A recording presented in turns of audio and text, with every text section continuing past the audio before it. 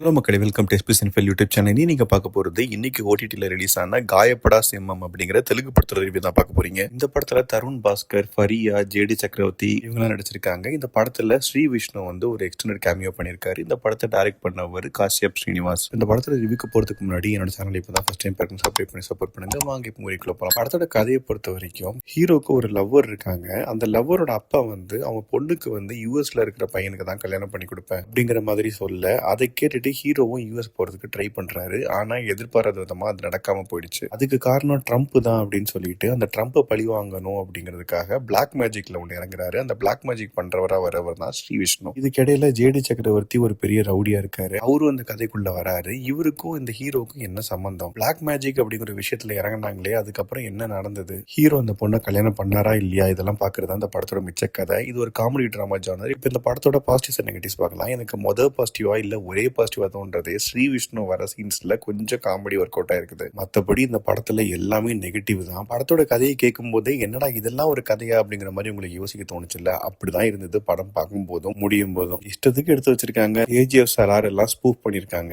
சரி, அதையாச்சும் நம்ம ஊர் தமிழ் படம் மாதிரி இன்ட்ரெஸ்டிங்கா பண்ணிருக்காங்களா அப்படின்னு பாத்தீங்கன்னா அதுவும் கிடையாது. ரொம்ப மொக்கையா இருந்தது. அண்ட் வில்லனோட கேரக்டரைசேஷன் அதை விட வீக்கா இருந்தது. அதுலயும் காமெடி ஒன்று ட்ரை பண்ணிருக்காங்க, சுத்தமா ஒர்க் அவுட்டே ஆகல. எல்லா சீன்ஸ்லயுமே வந்து காமெடி ட்ரை பண்ணிருக்காங்க, பட் ஆனா எதுவுமே ஒர்க் அவுட் ஆகல. சரி, இதுதான் இப்படி மொக்கையா போயிடுச்சு, ஏதாவது ஆக்ஷன் சீக்வன்ஸாவது இருக்கும் அப்படின்னு பாத்தீங்கன்னா அதுவும் கிடையாது. என்ன மோட்டிவ்காக இந்த படம் எடுத்தாங்க அப்படிங்கிறது சத்தியமா புரியல. இதுல கேமியோவா ஸ்ரீ விஷ்ணு வரை வந்திருக்காரு. அவருக்கு எப்படி இதை கேட்டு ஒத்துக்கிட்டாரு அப்படிங்கறதும் புரியல. இப்படி புரியாத விஷயங்கள் நிறையவே இந்த படத்துல இருக்குது. மொத்தத்தில் இந்த படத்தை பத்தி சொல்லணும் அப்படின்னா எதுவுமே உருப்படியா இல்ல. ஏன் எடுத்தாங்கன்னு புரியல, எதுக்காக இவங்க நடிச்சாங்கன்னு புரியல. மொத்தத்துல என்ன பொறுத்த வரைக்கும் இது ஒரு பிலோ அவரேஜான படம் தான். இது தமிழ் டப்பிங்லயும் இருக்குது. இன்கேஸ் நீங்க தப்பி தவறி பாத்துட்டீங்கன்னா உங்க ஒப்பீனியன் என்ன அப்படிங்கறத கமெண்ட் செக்ஷன்ல சொல்லுங்க. அடுத்த ரிவ்யூல சந்திக்கிறேன். Bye, take care.